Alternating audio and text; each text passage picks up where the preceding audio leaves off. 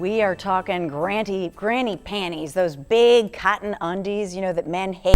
Something tells me that sexy Kardashian, mom Kris Jenner, who's in her late 50s, I don't think she owns any granny panties. What do you think? Let's talk to Mary Fran Bontempo, who's the blogger for NotReadyForGrannyPanties.com and author of the book, there it is, of the same name. Yeah, Kris Jenner is not your typical 50-something, I guess, woman, right? She's 20. She's living in her 20s. She is living in her 20s, and you have those. You have both sides of that fence. You have the women who are afraid of the mirrors or who ignore the mirrors, and then you have the ones who are obsessed with them. But there is a middle ground, and when you get to be a little bit older, it's okay to aspire to some of Kris Jenner's qualities, which are take care of yourself and don't be afraid to be a little bit sexy or attractive. Those are things that are okay, Well, that's a thing that Dorothy, and I had talked even before the show, was that I think a lot of times there are so many women who admire a Kris Jenner type because they say, you know what, good for her. Yes. She is selfish. She did take care of herself. Because so many women feel like they've been the caretaker and taking care, and who's taking care of them? Well, that's it. And I mean, when you're in your 50s or that middle ground, as I call it, you've spent decades taking care of other people. And unfortunately, for a lot of women who aren't high profile like Kris Jenner, they just get into these ruts and they think, oh, who cares? Why bother? This is what I have to do.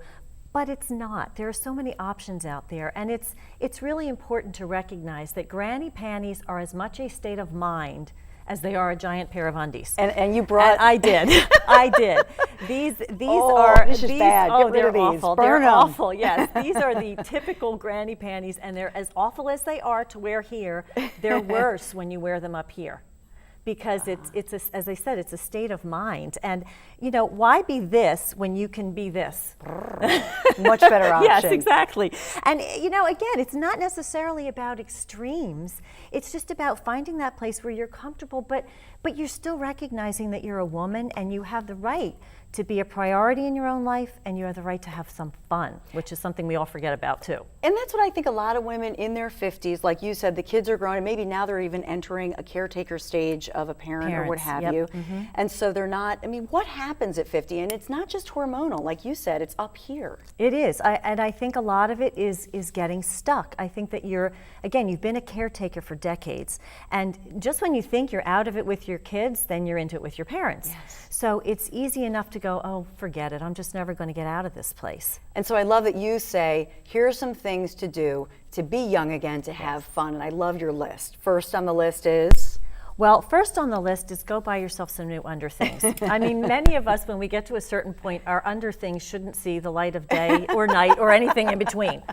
So do that, and don't be afraid to have a little fun with it, and don't be afraid of the S word. It's okay to be sexy.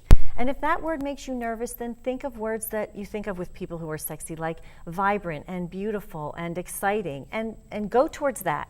Go towards that in your life. And leopard pants, a tattoo? Leopard print pants, go for the tattoo. One of the commandments in the book is thou shalt do the wrong thing. And since for most of us the wrong thing is drinking milk from the carton, that's as wrong as we get, doing something even as little as leopard print pants or red stilettos or getting a tattoo, that's breaking out of your comfort zone, and it makes you feel young and fun and alive again. And even maybe going to a Zumba class or skydiving, something fun. Something that gets you out of your comfort zone. And another one of the commandments is thou shalt scare thyself. So if singing karaoke or something or skydiving or whatever is something you've always wanted to do, try it. It hooks you into that place of feeling alive again. And I love that you said, make sure you shave your legs and groom your lady areas. Just take care of yourself. It's really important to recognize that you might not think anybody's looking at you, but they are, and you don't want their reaction to be, oh Lord. You want it to be, oh, she looks nice. That's okay. And your husband deserves that, or your partner deserves that too, and you deserve it. More importantly, You deserve to take care of yourself and look good and feel good. And intimacy. I mean, just, that you tell people, be intimate, have sex, hold hands, have a relationship, right? Exactly. I mean, again, it's so easy when you're worried about the kids being around and maybe the parents being around and everything else that you tend to put yourself in these little compartments where you stay away from each other and you only have certain times that you're together or whatever, but it's okay to reconnect, and it's important to do that, especially as you get to be a little bit older. And I think too, for a lot of women, whether they're widowed or divorced or whatever's going on, or maybe the husband just doesn't want to go out, go with your girlfriends, right? I mean, connect with your girlfriends and empower one another. Absolutely. I mean, the options are a myriad, whether it's Zumba classes or whether it's, again, just having a girls' night out somewhere and just reconnecting with people in your life that make you feel young and vital and alive. Oh, Mary Fran, thank you so much. My I love pleasure. it. Good girl time, right? Up next, it's called temporary hair, simple clip-on extensions for sexier, fuller hair.